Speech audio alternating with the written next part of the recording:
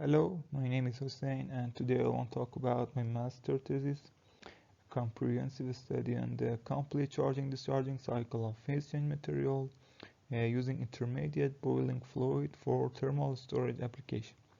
In fact, I want to explain how can the solidification rate of a PCM improve two order of magnitude by using a novel method.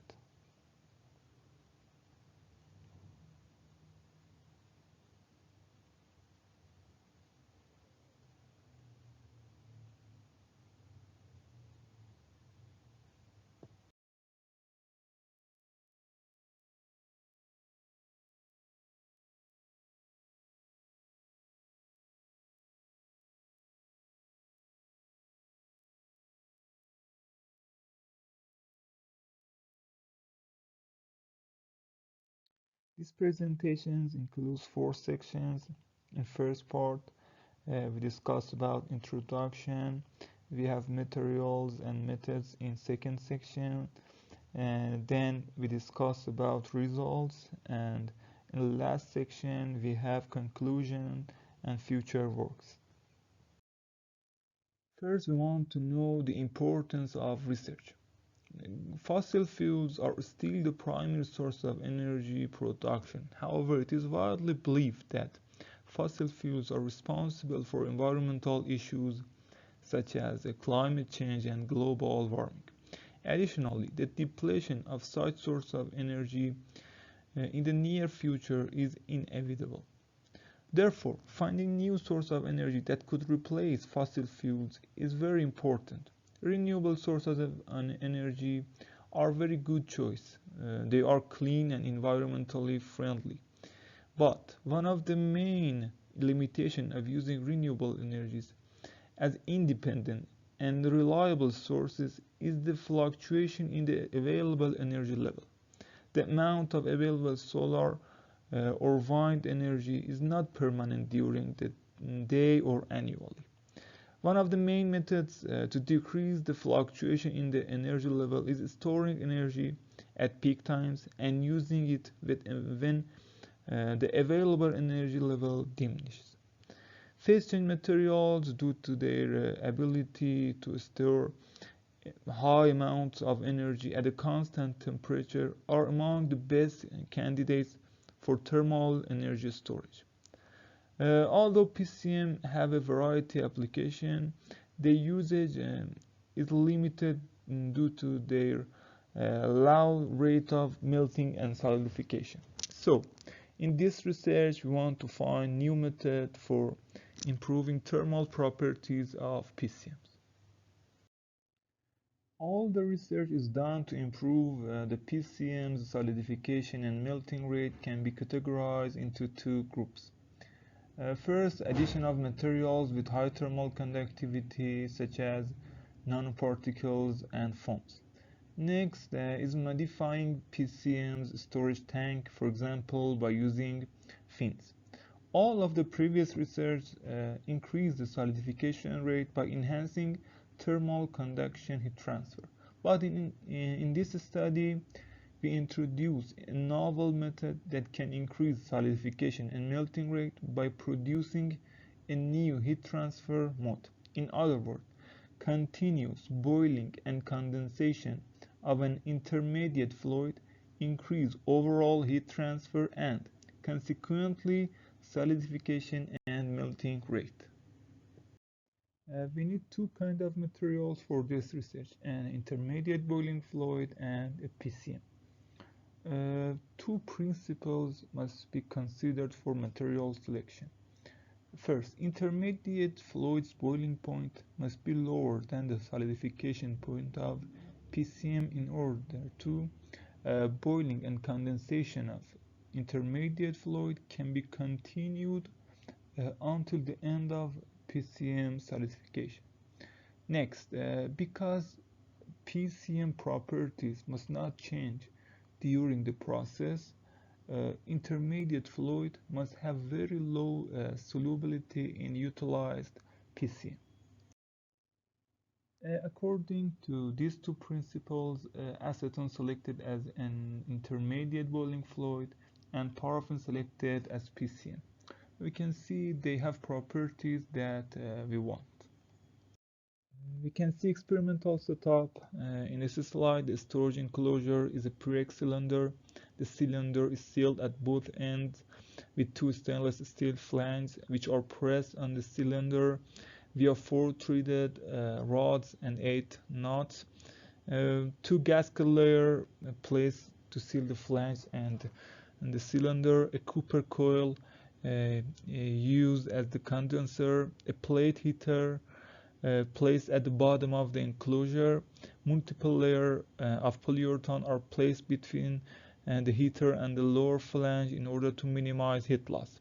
The pressure inside the system is measured using a Wyckoff pressure gauge connected to the system through a hole designed on the upper flange. In order to measure the temperature at different heights inside the enclosure, 6 T-type thermocouples are located at different height inside the PTFE tube that connected to the upper flange. As the storage enclosure could be a source of heat loss, an elastomeric foam with a thickness of 10 mm is used to insulate the enclosure. However, part of the foam is removed to take picture from the setup using a Nikon J4 camera. This slide includes test procedure schematics. First, paraffin is poured as a powder into the container through the entrance port. Next, using a vacuum pump, air is drawn from the sealed container to create a partial vacuum up to 100 pascal. Next, the vacuum valve is closed and the acetone container valve is open until the desired amount of acetone is injected into the system, and then the valve is closed. Then, the heater is switched on in order to melt paraffin and rise the mixture temperature to 80 Celsius, and then it's switched off. Afterwards, to analyze the discharging process, the water bath is turned on and water with 5 Celsius flows through the condenser. Thus, the heat discharging process begins, and simultaneously the data logger starts recording thermocouple temperature data. When the temperature of the hottest thermocouple reaches 60 Celsius, lower than the freezing point of paraffin, the heat discharging process as well as the system temperature recording is finished, and its duration is deemed as the heat discharging process time. When the discharging process is over and data recording is stopped, a span of time is required so that the temperature of hottest part of the system lowers down to the 50 Celsius as an initial condition for the melting process. Then, to examine the heat charging process and the effects of intermediate boiling fluid, the heater is turned on and the temperature records begins again. After the full melting of paraffin is met, the process ends and its period is considered as melting process time. And we can see temperature graphs and also schematic diagrams of solidification process here. At first, due to the different densities of paraffin and acetone, liquid acetone remains floated over the molten paraffin. The acetone vapor around the condenser starts to condense as soon as water flows into the condenser tube. The cold condensed acetone droplets that's shown here then falls into the mixture of acetone and paraffin. Condensation of acetone decreases the vapor pressure inside the enclosure. Consequently, acetone, which initially floats on the paraffin, starts boiling and penetrates the paraffin due to the increase in mixing. And after a few seconds, or we can say after 4 seconds, acetone starts boiling from within the mixture. The boiling of acetone and then condensation of it extracts energy from the mixture and decreases the temperature of it. The mixture temperature continues to decrease until it reaches the solidification temperature of the paraffin at T equal to 18 seconds. And at this point, paraffin starts to solidify from upper part of the mixture. The solidification process continues to lower part until the whole paraffin in the mixture is solidified at T equal to 38 seconds. After the solidification process has ended, conduction becomes primary mode of heat transfer in the solidified paraffin, which results in a temperature gradient between the top and the bottom of the solidified paraffin that can see here. After the solidification process finishes, paraffin turns into a porous media structure that it's pore filled with liquid and vapor acetone that can see here. Okay, now we can see solidification process another time.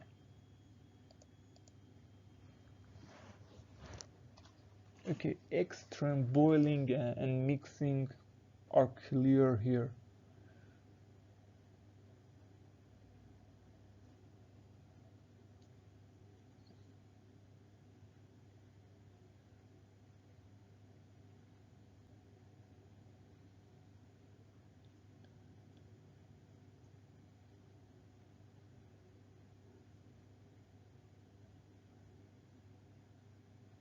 At this point, paraffin starts to solidify from upper part of a mixture, and solidification process continues until the whole paraffin is solidified.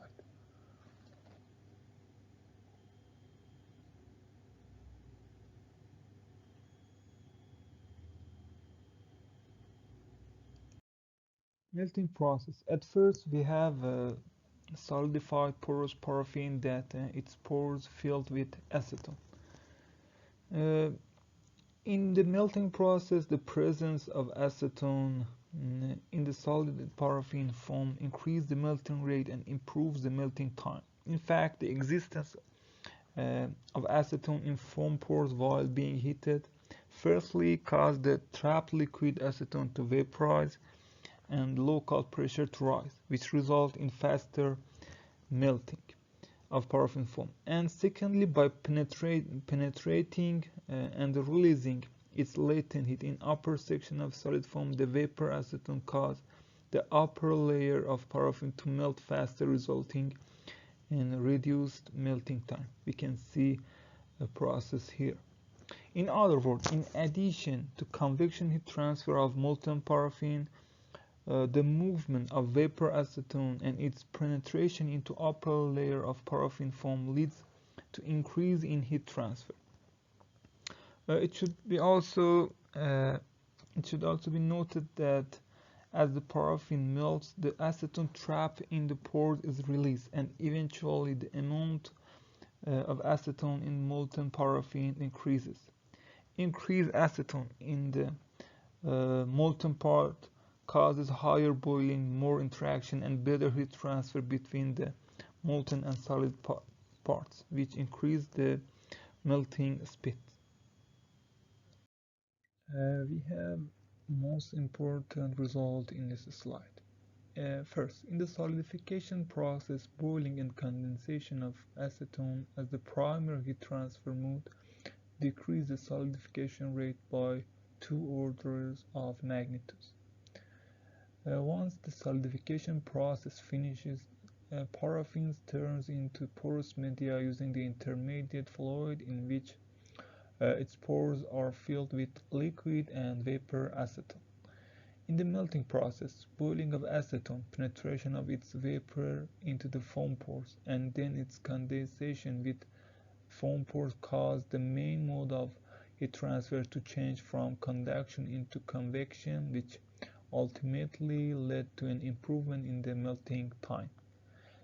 By using this method or under the optimum conditions, the solidification time, melting time, and the total melting and solidification time decreased by 77 times, 22%, and 80% respectively. Using intermediate boiling fluid or IBF method is a novel method that is studied in this research for the first time. According to excellent results that have been obtained, it has high potential to investigate in future works. First, combination of this method with other methods that are used for PCM thermal properties enhancement. For example, combination of IBF method with using nanoparticles, foams, or fins. Effects of changing PCM and intermediate fluid on the process must be studied. And I think the most important study to be done is using this method for various applications such as battery thermal management, waste heat recovery, solar application, and so on. For example, electric vehicles battery needs very fast heat release that can be conducted by IBF method. And thank you for your attention. For more information, please follow links in description.